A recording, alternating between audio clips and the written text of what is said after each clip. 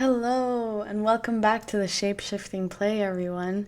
For those that don't know me, I'm Laila. I'm the founder of Less Shapeshifters and the host of this podcast.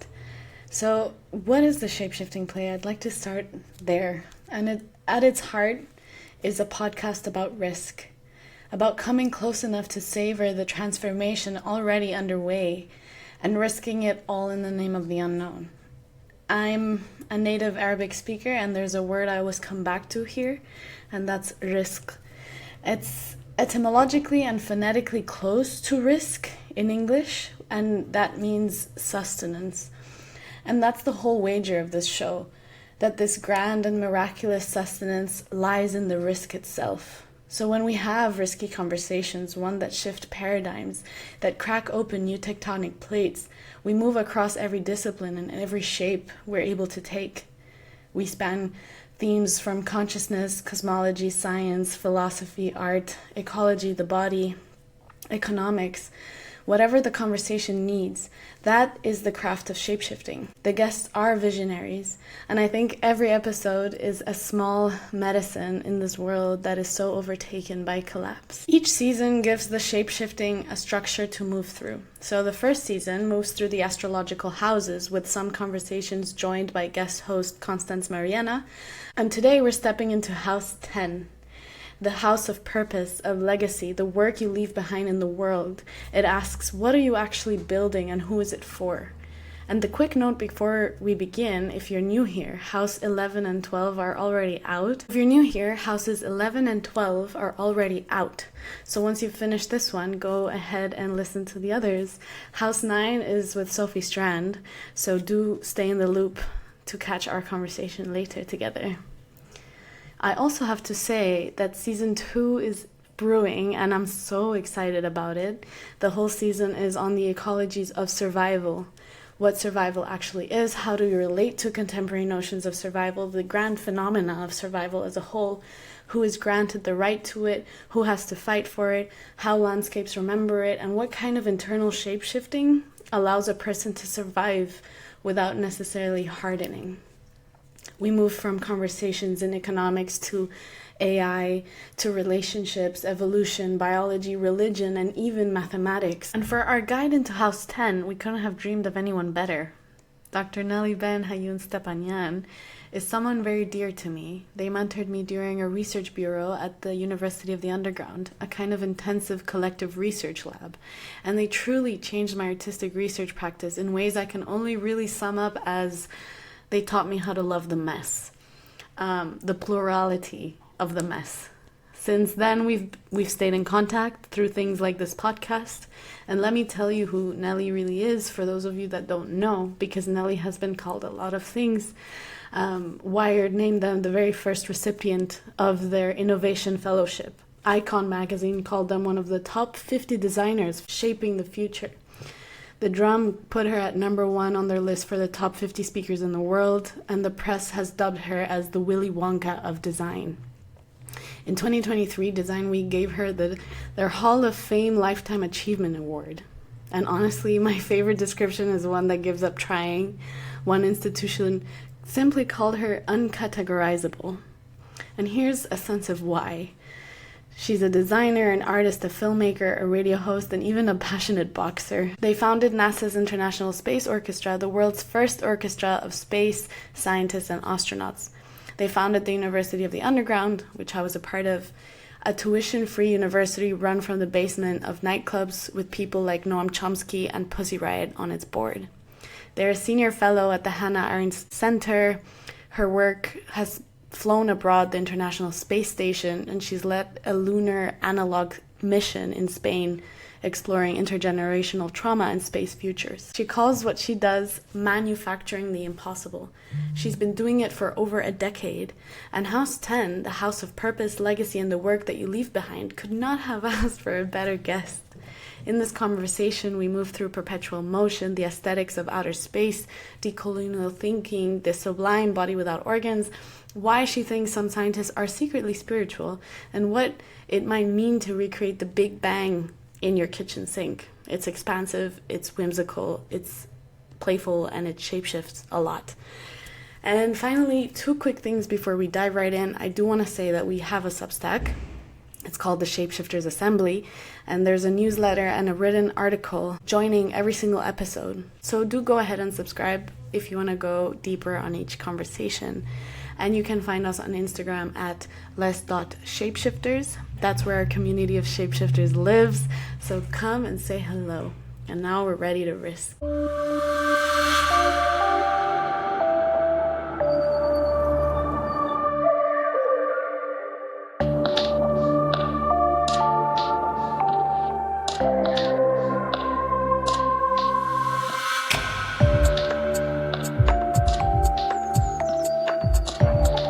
This is the Shapeshifting Play.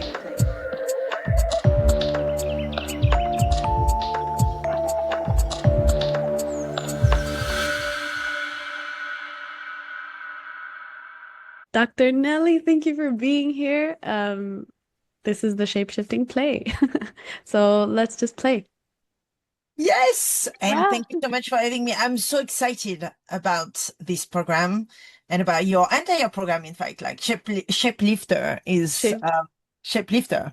shapeshifter. Shapeshifter. I mean, lifter would have been an interesting one as well. Yeah. Is it when the shapeshifter are lifting, then something wild happens. You know, we expand zero gravity. We would love to start with manufacturers of the impossible.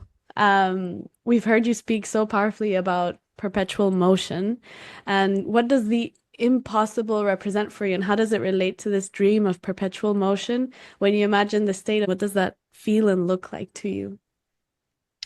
Well, so, I've always been driven by big philosophical ideas and like ideal overall. And I think, perpetual motion is one of these notion like universalism or, I don't know, peace, love, like the kind of the big building blocks by which, we strive hope, I guess, as humanity. And so for me, it's always been about, as a practitioner, as someone that is very much into action and into thinking into action, it really is about how can I actually make that tangible? How can I make this kind of impossible concept and possible ideas kind of like something that you can experience on a day-to-day basis? And so as someone that as a practice, this is kind of what I try to achieve. And by that, I mean, I do a lot of different things, right? So I make films, I make installation, I work within institutions. I try to like modify power structures through policy and policy making and others. And so it can take many form and shape, but like when it comes to perpetual motion, what I think is interesting to consider is what shape, what form, what do you see through the window, as you go through this expanse of perpetual motion? How do you transform through this process, and how can I give that kind of idea to a member of the public so they can actually, think about these ideas and kind of like perhaps make that a bit more less abstract and maybe more within their, their embodied maybe more of a choreography, perhaps, that they can experience. Aesthetics is really interesting to me as well for that reason, because it's like, I think the kind of the aesthetical choices that we have made for ourselves are really quite limiting, and especially when you speak about ideals or you speak about future or future thinking, which to some extent are quite similar in a way, like they are both very abstract. Like, the future is not there. So, we have to kind of like, from abstraction, kind of like render it as close as possible to our day to day, right? And you find that a lot of these renders and a lot of these future visions that are being, shared with us are usually quite binaries. They kind of like just reinforce the kind of the patriarchal kind of visions that we have inhabited since the Industrial Revolution, the black and white, the kind of, and of course, space and outer space, and I'm sure we're going to speak about that, but space and outer space are a good example within that, that perspective, because when you close your eyes and I talk to you about space, you're probably going to start thinking about like a white rocket. You're going to be thinking about how this white rocket is going into a shelter that is a gray shelter. You're going to think about the surface of the moon as being gray. You're going to think about all of these things. And these are aesthetical choices that have been made for you. And they really constrain our imagination because, I can tell you, having worked with many, many different engineers, that, rocket don't need to be white. Mm, Rocket can be multicolor. Rocket can have every single colors and so forth. And so it really starts there. It's starting to reinventing our aesthetical choices. And when I speak about aesthetics that are extraterrestrial aesthetics, I'm kind of like trying to think about, maybe ultraviolet or, colors, infrared colors that we perhaps as a human, we cannot mm, see, but yet they exist. And so, for example, the moon is actually not gray, the moon is blue. If you mm. were to try and like translate this into like colors that we can see. So all of these things are, yeah, just really constraining and kind of limiting our imagination. And that's probably why we don't dream big, perhaps. So much of it has to do with the symbols that we attribute, the language that surrounds all of this. It has all to do with science fiction. So what would you say is the role of science fiction within all of these parameters, or reconfiguring the parameters? What is the role of science fiction? I mean, I'm actually, funnily enough, I'm not a big science fiction Mm-hmm. reader. I mean, obviously, like, I love Octavia Butler. I mean, like obviously Bruce Sterling, like, and others, but and I've read, and Ursula and Ursula Mm-hmm. again and many others, but like I'd say to you that and again I feel like perhaps I need to refresh a bit because there is so much more to science fiction these days. I think it's really interesting when science fiction kind of like meet with like maybe more romantic, writing, for example, or like I have a lot of my Mm-hmm. friends that write, within the kind of the porn scene, that I've been looking at science fiction as a means to try and pervert as well, and kind of like rethink sexual relationship within the Yeah. realm of, science fiction. And I think that's much more interesting. So yeah, but I'd say to you, like, in terms of what the role of science fiction in that, I mean, I think it's not just science fiction. I mean, I think science fiction is interesting because obviously it's like, how can you get, you know, popular culture and, all of us really to reflect about these key ideas and to kind of engage with it. But I do think, I mean, maybe the mediums that I use more are music. Mm-hmm. I work a lot with musicians Mm-hmm. because for me, when I'm trying to like get complex ideas to anyone's ear, I usually literally use your ear, or I will use like ways by which, like, I mean, the fan base for any musicians like Massive Attack or, Kid Cudi or others are absolutely massive. Yeah. So if you want to like speak about, I don't know, liberation, if you want to speak about rage against Putin or others, then you're going to work with, musicians or artists that use music to kind of generate conversation with member of the public, and that's kind of like my way of doing it more than science fiction, I think. I just think like with science fiction, anything can be. I mean, the whole basis of it is the what if. And so a boat is not only a vehicle of transportation, but a vehicle of story, or like things become vehicles of in pursuit of a story and in pursuit of myth that creates. And I think it's like portal opening. And I feel like your work, all it does is open portals and summon, yeah, alternative worlds within this one. I was just thinking about that kind of where you were just bringing up myth and kind of archetypal navigation is something we talk a lot about. And, we're discussing so much about you have a deep commitment to plurality and multiplicity and resisting the monolithic narratives. And I'm curious, in regards to archetypes, could you talk maybe a little bit about how the shapeshifter, is involved in your work? Just that Hmm. element a little bit? But yeah, but like you mentioned something else, you say the archetype, what? Archetypal navigation. So we can see it as this. Um, Archetype navigation, I never heard about this. it's really fascinating, That's one of the reasons we're using the astrological houses because each house holds a different archetype, and Mhm. really we have all 12 of them within all of us, and we can shift through them. So the shapeshifter is kind of an archetype that allows you to navigate through different things. And I see this a lot in your work, just this ability to shift and pivot and hold multiple perspectives and multiple doppelgangers. Like it's just a really beautiful expression that you have of this. But I don't know, Lila, you have such a beautiful way of explaining this archetype. The shapeshifter is just an indeterminate hybrid being that is all and nothing. It's like if we think of a like let's say the classical motif of a shapeshifter, it's like a minotaur, half man, half bull.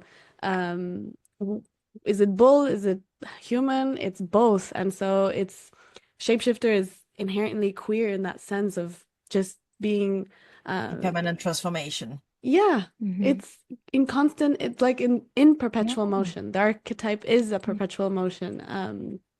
So that's interesting because, I never thought that you pick the title in relation to like cosmology. Am I right? Is Oh, it for in sure. cosmology? Yeah. I had no idea. Like I just literally like shape shifter, like, so I was like just looking at it as, what is it achieving to do, like like you're shifting shapes Yeah. to actually try to challenge, power structure. I guess that's where I was with that, but I never, connected it specifically to like cosmology. And yeah, it's super interesting. I didn't know about this kind of like notion of archetype navigation within cosmology, but that makes a lot of Mm. sense. I guess maybe the way I look at things always is like always in relation to philosophy and philosophical concept and, philosopher and, I guess for me, it's like how, like, I like to understand how how thinking can be challenged Hmm. overall.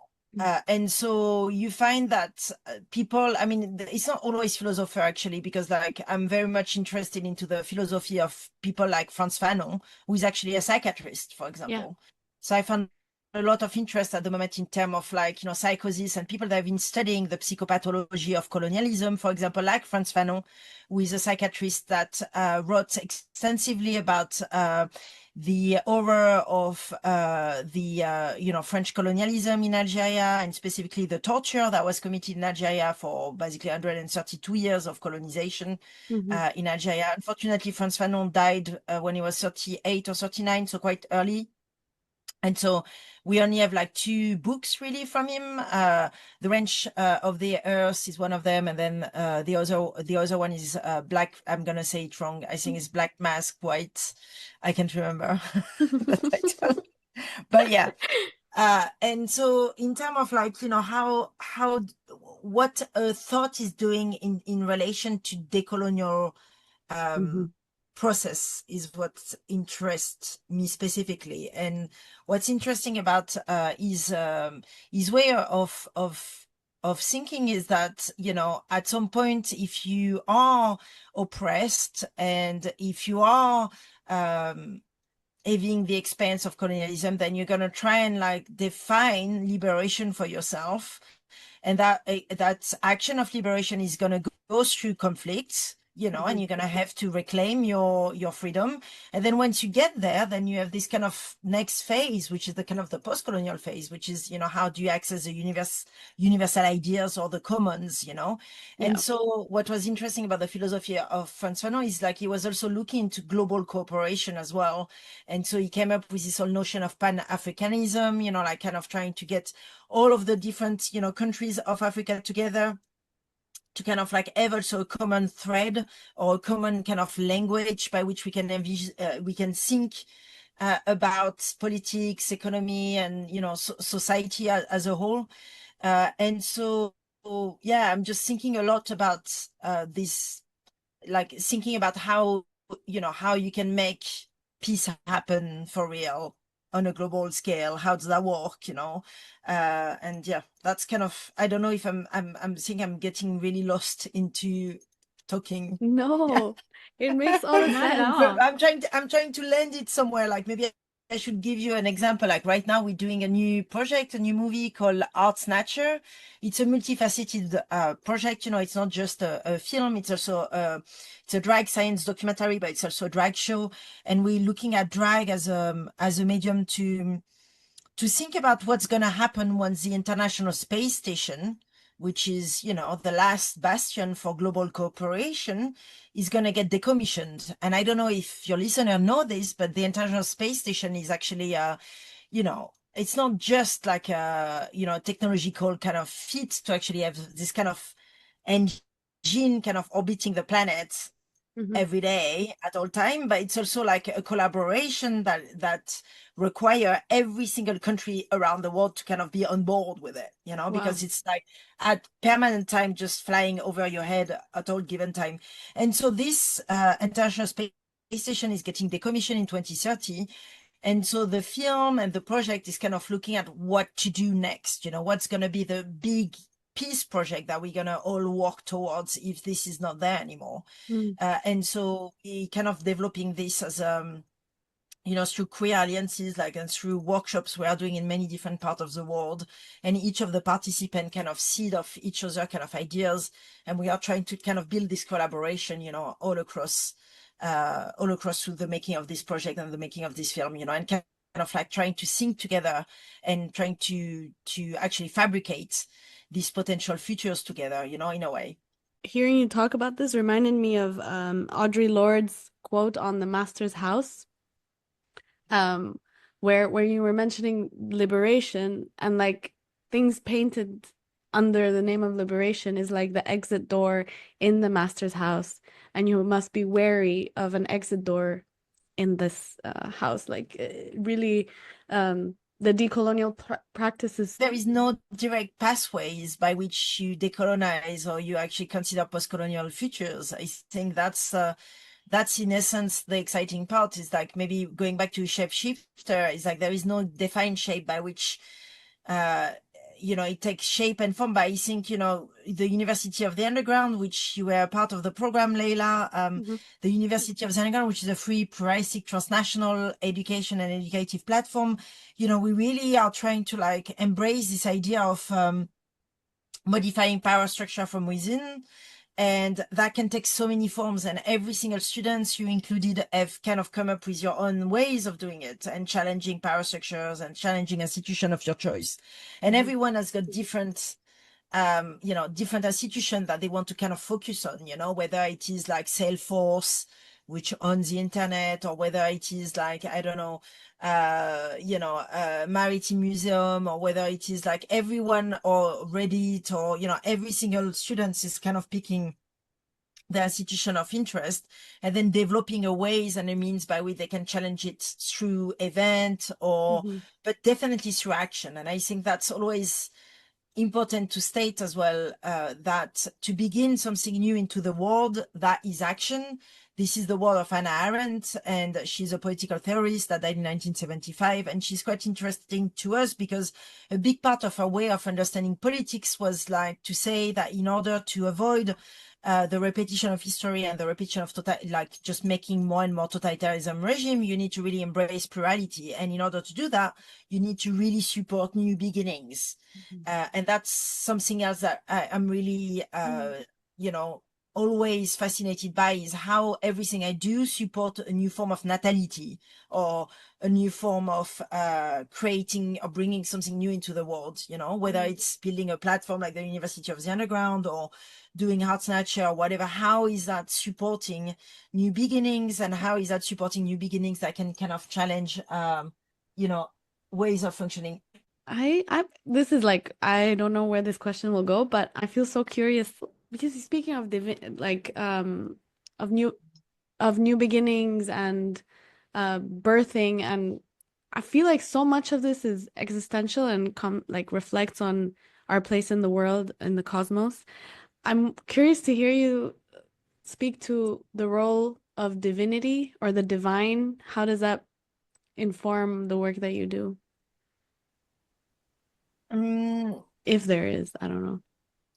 Yeah, no, I think, I always think about okay, I'm gonna tell you, I'm a big fan of Rosalia. I mean, actually, I'm not a big fan of Rosalia. My sister is a big fan of Rosalia, right? And I think it's been interesting because, obviously Rosalia and her new album, Lux, is all about that spirituality and, kind of like trying to define it and develop it. And I found it, her take on it is, very quite special. Like she bring it back to operatic formats and, the voice, like kind of the sound that can come out of, just literally your throat and, the kind of the frequency and so forth. And, it's a really interesting take for sure. I think when it comes to my personal spirituality, the other day I was saying to my friend that my only church is actually boxing, like I'm a heavy boxer, I go boxing about like 4 to 5 times a week, which is quite a lot, right? And Yeah. I tend to think about it as my kind of like spiritual kind of go-to, because I think a lot actually through boxing and through like punching a bag for some reason, which kind of makes sense if you're in decolonial practices, Yeah. that and then cycling I found to be a spiritual as well. And then what does that mean to be spiritual? I kind of wonder, because I feel that a lot of, when you worship a god or other, like you don't actually have technically responses, or you don't have like, God is not coming back to you and saying and making an appearance and saying, "Ha, Laila, this is it now." I'm gonna This is the make this. answer. I'm gonna make this giant minotaur for you happen. That just doesn't happen. So you find yourself being quite into your own thoughts, trying to debate, through an idea or through something you're going through and so forth. And so to some extent, it is like cycling. It is like, I think it's interesting when you start to bring in icons, for example, into the whole conversation, because so I'm half Armenian, half Algerian, right? And in Armenia, which is Orthodox, Catholic, we have this thing about the icons where you have like, gold pictures in all of the churches.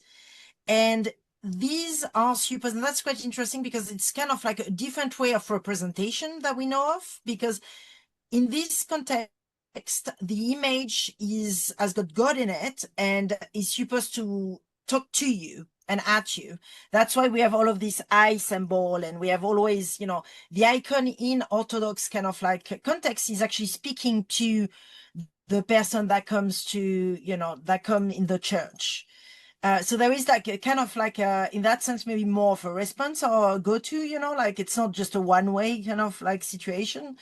And I've always been interested into that specific effect, and the fact that gold is always used as a medium for communication with the sublime and with the divine, I don't know where that's going with that, but like, I did a radio show which was all about gold actually. And the fact that Armenian people, we have a tendency to, I'm not going to generalize, but at least my family, I would say, used to, whenever we will lose a tooth, we will make sure that we have a golden teeth instead.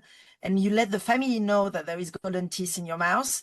So if something horrible happened to you, which of course, in the case of Armenian people, we survived the genocide, the Armenian genocide, then your family, if you die or whatever, can actually get the teeth out and the gold out of your mouth. I mean, that's kind of the idea. And so gold is, somehow a very interesting, and again, it's the same as well in North Africa, like it's got that value, of course, that is kind of constant and that you can always kind of use to negotiate and kind of maintain or support your community somehow. I don't know, I've like I took it in a complete different place than that, but I'm also really interested in the fact that science often allow us to think about the sublime, because Yes. the science often allow us to reach concept that we never thought could be true, and because it's science, we believe it is true in a way. I'm not saying it is, but like, for example, if you think about CERN and the Large Hadron Collider in Switzerland, we bombard protons at the speed of light to recreate the first second of the Big Bang. And that's the origin of the universe. So at all given time, there is protons colliding, and this is recreating the first second of the Big Bang. And that, I think, is completely sublime and completely magical, because we are able now on this planet to recreate conditions that generated the origin of what we are now in this civilization, as on Earth in a way. And so that sublime is something that I'm always like, so I will make a project like making dark energy in your kitchen sink, so you can do Yeah. a bit of this. So I will work with a physicist to actually make a bit of the Large Hadron Collider happen in your kitchen sink, for example. That's the kind of way that would try to bring the sublime back into your day to day. But that's like and also I found that speaking to a lot of scientists, they're really spiritual as well. Like, I went to visit places like the Super Kamiokande in Japan, which is another neutrino observatory, which is, if your listener are around the internet, they should look it up, because it's like Super Kamiokande is this amazing like tank filled with like golden looking balloons, but they're not balloons, they are like photomultiplier tubes or whatever. But basically what happens is like a neutrino come from the sun, they meet with another particle, and that create like a gigantic explosion, which is kind of a ray of a blue light that go from the underground all the way up. And it's, again, you could argue it's science fiction, but it's actually is not. And it's absolutely beautiful as a space, as an experiment. And I found that a lot of the scientists that were working there were actually completely inspired, to the point of, one of them actually went in there and like got so sublime that they actually like walk onto one of the bubbles, and then that created it to be broken. And then it took them like about 2 years to fix it. So it's like they got so sublime by the actual Wow. thing that so I guess we can all be sublime Yeah. by these things. Yeah. So, Is it, do you that's think where like I'm going. no, the sublime for you would be like awe? Is that an appropriate The sublime from you will be ore, or you mean like gold? no, like awe, AWE. AWE, what? Ah, oh, yeah. Like awesome, you mean? Oh, yeah. Yeah, from what you're explaining, I feel like the sublime represents like this kind of intangibility, and you're like kind of in gasp in like this kind of feeling. Would Like that be the struck. sublime for you? Yeah, totally. And I think, what is this word? Like, I like bamboozled. I think there is something about that, like, being, but like, I don't know, bamboozled. Like, I Oh, heard, please elaborate. I'm so curious. The sublime and bamboozled. That sounds great. like, yeah, but I mean, I think for me, the way I understand, I realized that, uh, well, yeah, I guess so. I guess this is what it is. You're being bamboozled for maybe a few seconds or whatever, to kind of be into that kind of like, in conversation with, but that conversation with is unknown, so you're kind of like being tricked into, or you're not being tricked, but you trick yourself into being into that kind of condition in a way. And I don't know, like, I think it comes with what at one point one need, sometimes you might need that connection with the divine in order to move forward. Mhm. Um, Yeah, Interesting. sometimes we need to get bamboozled. we bamboozled ourselves into it, but I'm not specifically, I wouldn't say that I'm definitely not a religious person, Mm-mm. but will I be spiritual? I think I mean, I must be spiritual, otherwise I wouldn't do what I'm doing, right? Because I think there is a kind of a layer of like, I mean, some people call it madness. Perhaps it's true, I think. The fact that I sometimes believe that all these things can happen. And that's why people will tell me, no, you cannot do an orchestra at NASA because you're not a US citizen. You're not allowed to go in NASA, whatever. And I'm like, no, I'm going to do it, and I'm going to make it happen. But then if I listen to all the reason why it couldn't happen, then I would have never done it, and it's always the same thing. Like, I think I just often try to trick myself into ignoring that kind of noise of rejection. And perhaps that's my way of being spiritual, is to kind of like, just be a positive person, I think. But quickly, I just wanted to say, I think it's interesting what we're talking about with bamboozling and this state of perpetual motion, because it's kind of like, well, I guess I'm curious how you guys, when you feel bamboozled, to me, it kind of brings this stillness. Like it kind of takes me back, where I pause for a minute and like there's a quietness and I'm in that state of wonder. But it's from that stillness that I gain more momentum, like you're informed by something that you can't really explain, that puts me back into motion. So I just think it's really interesting. Perpetual motion thing. Yeah, yeah. Mm. But I have another question. Um, I'm just thinking about, well, several things that you've said and also your work, how generous it is. You said you always just push back that rejection. It seems like you've been in this state of motion for so long and just this love for the impossible. And I know that that's not a lot of us, it's a kind of a hard place to get to. And I think your work has been so generous to invite people into these experiences to say, what if it was grand in scale, or what if it, kind of bringing them into a sensory place and speaking to how important it is to have all these new beginnings. And I think that sometimes that can be really challenging. There's thresholds we have to step over and kind of fear and doubt and certain things. And I know that your work has often placed you, like your own body, in extreme environments. I think laboratories, deserts, caves, disaster sites. And I'm curious how those experiences have transformed your understanding of the body as something that's always moving and adapting and mutating.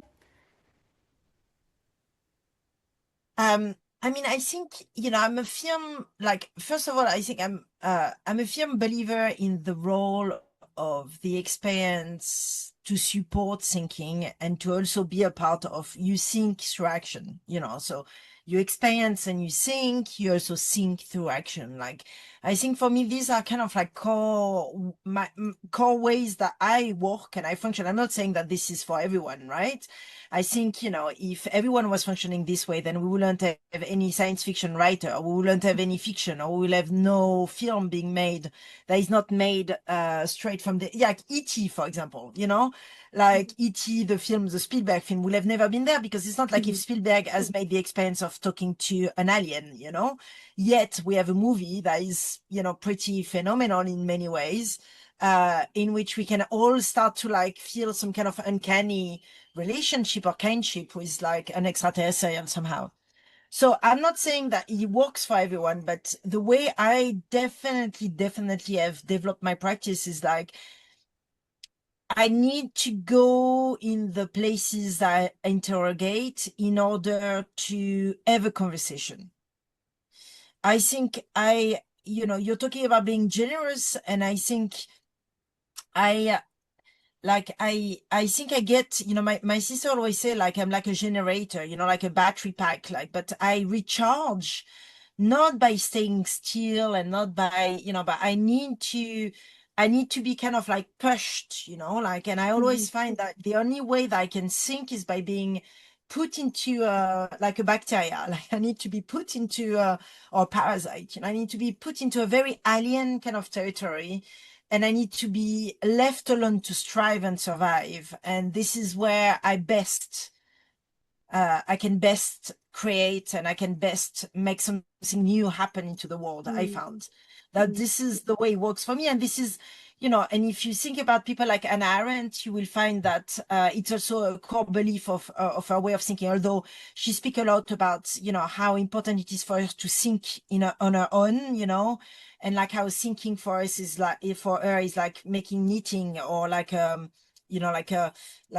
knitting ball that is kind of like unraveling like that. So she used to go and sit on her sofa and think on her sofa, and I'm a bit different in the sense that I can only think when I'm in motion. So, so when I move, or I go in these places that you mentioned, like whether it's into a cave or minus 2 kilometer underground with the worms of hell, looking for bacteria, or training like special forces for asteroid impact. Like I need to be put in this context that I don't know what the parameters are to actually be fully creative. I found that this is what works the best for me, but I always recommend everyone to go and experience it because I also think that it's part of growing or kind of like just thinking beyond the confine of the binaries as well. I found, because when you're still, I always have this notion that when you're still and when you're not in communication with, then you tend to just repeat and not be challenged, and so you say it's generous, but it's also like it's survival for me. If I was on my own in a cave, or like for more than like, if I was left alone in the Amazonia forest, I don't know how I will survive. Like, sure, I will maybe speak to the plants, and it's not like I will be on my own, because there is lots of, animals and things like that in the Amazonia forest. But I think I'm someone that is socially like really, need to be in conversation and kind of like need to share. And also it's a big part of the decolonial practices too, to redistribute wealth, or redistribute access.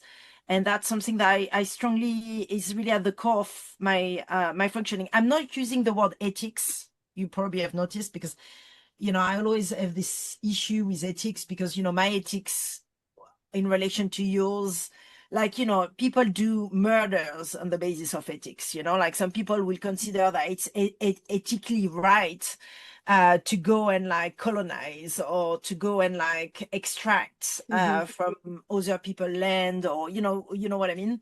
So I think ethics is not a word that I found really like inspiring, and that's why I don't use it specifically. But you could say that it's definitely part of my core value to kind of redistribute and work in collaboration. And also because for me, it's also about like politics overall. Like if you want to disseminate critical ideas, or disseminate new ways of functionings and thinking and imaginings, then you need an organized community. You need communities to also support that movements, or to kind of be a part of that conversation. You never do these things on your own.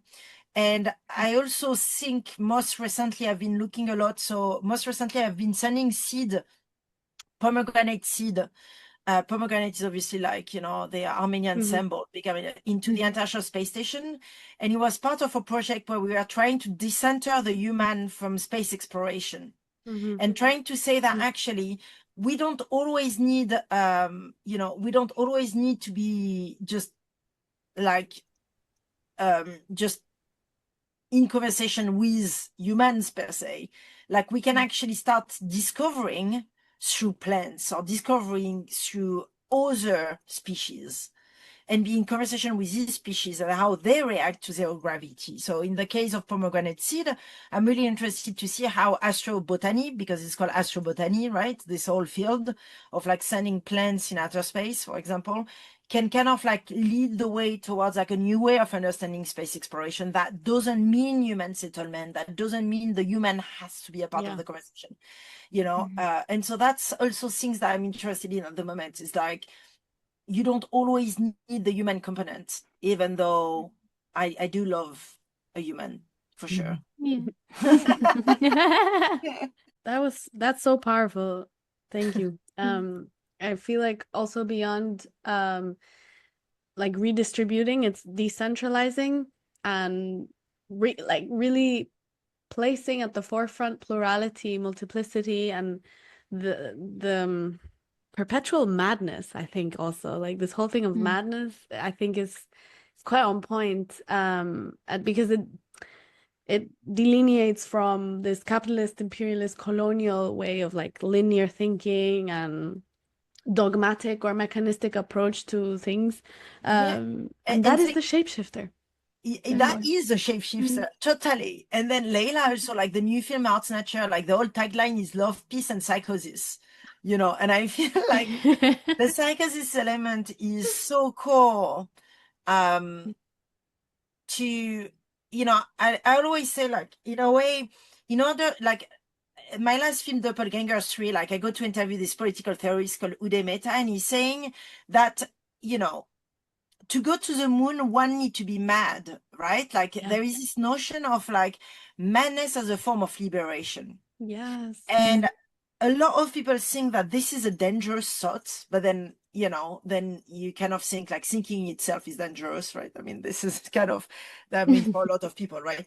But I'll say to you that it's interesting to consider that when it comes to space and space exploration, how actually a lot of the ideas that we have for space exploration are really remaining within the binaries and the kind of the format and the confine of what we have considered to be normal on this planet. But when you go into zero gravity and to an alien territory, then, you know, again, what is considered on this world to be abled, like abled body, are actually disabled body when it comes to outer space, and vice versa, you know, like all of these, like, all of these definitions become irrelevant or needs to be rewritten. Like there needs to be a new grammar, a new lexicon to be invented. And so for me, it's like I've been, you know, I came out non-binary, I think about like 6 years ago. And it's been interesting for me to also like look at all of the psychiatry around, you know, queer and queer thinking and the kind of the relationship between psychiatry and queers community. And to see, and you know, someone like Paul Preciado speak a lot about it in his last book, actually, The Dysphoria Monday, where he takes this point of saying like actually dysphoria is being considered to be like a mental illness. Well, actually, it's what's gonna, you know, help humanity to survive and to strive. Because if you are able to actually like exist in between, you have much more chances to actually like be able to transition and exist into challenging times like COVID or you know, like in this case, he's talking about like COVID, and you know, when COVID was the flu was kind of like stopping us from functioning, for example. And so, you know, we all had to kind of transition in some ways. And so that to me is interesting as well when you kind of bring it into the context of space and outer space. And what outer space is so interesting for is that we can reclaim outer space as a space for transliberation. We can reclaim outer space for a space to just literally liberate, you know, the oppressed, and kind of like what used to be already, you know, during like ancestral time, where space was looked at as a medium to guide the Berber, or to guide, you know, indigenous people through the deserts, for example. Yeah. Yeah. I'm like the Shapeshifter. that is it. Shapeshifter reminds me of Guattari. Felix Guattari also spoke a lot about madness, and there was this one quote that I'll probably butcher it. I have to find it, but it was something along the lines of like let me try to pull it up. It's not the mad who are sick, but the institutions that force them into the models of normalization, and like, or just articulates really psychosis and schizophrenia within this whole like realms. I don't know. We're all mad. Yeah, and I think Guattari and Deleuze are, you know, again, like for the new film, we are looking into this concept that they had, which is the body without organ, this notion that, you know, like there is, the body is composed of like the full and the empty in a way. And that we still understand these we still understand our psyche and in relation to organs, right?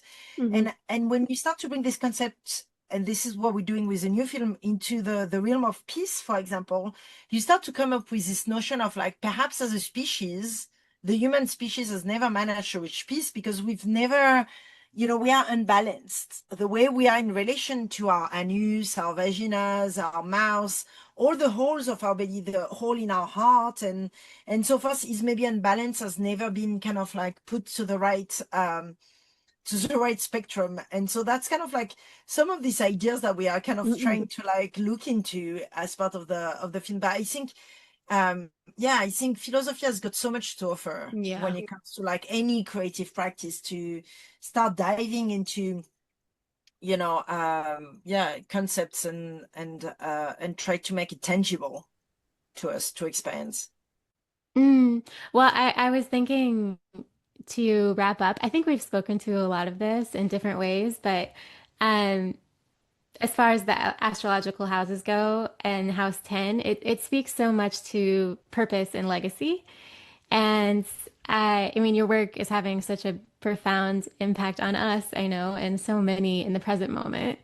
It really, truly, it's such a gift. Thank you so much. Nelly, you know how much I love you. Oh, It's Laila, stop it. I mean, you know, but it's like, thank you so much. You know, I really appreciate it. It's, you know, yeah, it's, yeah, sometimes it's not easy always. You know, there is a fatigue, right? I think there is always a fatigue sometimes where you're like, okay, why am I doing this? How, like, you know, and yeah, it's nice to know that it's finding its way into your mind, into, you know, like, and get you to want to do things. I think that's kind of the key for me, that it can drive some action. I think it's exciting. It's really 100%. the way that you speak to this realm of imaginative possibility and what we can dream of, but then you pair it um so beautifully with action and building. You know, it's not only the dream, it's not only the imagination, but we can do this. We can do these things, and you do it in ways that are so playful. And I think that that is really, um, well, it's shifting a lot for me. And so, yeah. Thank you so much, Yeah. Constance. And what's happening for the shapeshifter? Shapeshifter. Could be the shapelifter. That's fine. It's like you're shoplifting. So you're doing Shapeshifter, shoplifting. I mean, congratulations for starting it as well. I'm so excited about it. Like, it's brilliant. It's absolutely brilliant. And you've done like a lot of night events already, like, right? Yeah. You've done 3, am I right? Yeah. The one coming up is the third one, and we have one in Cairo. Mid-December. We're working with you know, people from my hometown, my motherland. And it's really special. It's surrounding the Nile. We're making an ode to the Nile because I mean I really resonated with what you said about music. I always consistently go back to music and sound, and it is the and intrinsic. It's like our Genesis story, sound and music. From Do you know the Mysticism of Sound and Music, the book by Inyat Khan? No, I don't think I do. You would really like this one. It's a Sufi book on music and sound, and it's really potent because it is the the articulation of our blood vessels and bone into the world. And so when we speak in music and sound, we're channeling so many things beyond our understanding. It is the most powerful uniting force, it feels like. One of the, of course, but so we're making an ode to the Nile. We're gonna sing and make music for the Nile. The idea is to restore right relationship with our ecologies, through music, and hopefully that will also expand into like a Pan-African Nile Basin album. So This is so cool. I'll let you know. It's exciting. It This really is so good. And then the podcast as well. Oh, well. Is there a one hit wonder liner that you'd like to wrap the episode with? One liner. What do I want to say? Well, I mean, first of all, I'd like to say a massive thank you to you for, you know, this opportunity to talk with you, and that Thank you. I'd love to hear all about, you know, the next plan and even the present plan as well with Shapeshifter. Yes. And then I think I'll always say, like, to everyone, but to, you know, and I know it's hard, but like, to just not give up. Like, I think that's the key, is like, be persistent with your ideas, and don't let one person, or, you know, just a circumstance or an institution tell you that this is right or wrong. You know, if you really want to make these things happen, then you should just do it one way or another. Maybe at a different scale, maybe in a different form, whatever it is, but just make it happen. Yeah, that's that. Felt. That is the one liner. Thank you, Nelly. Thank Thank you, you. Nelly. Thanks a lot.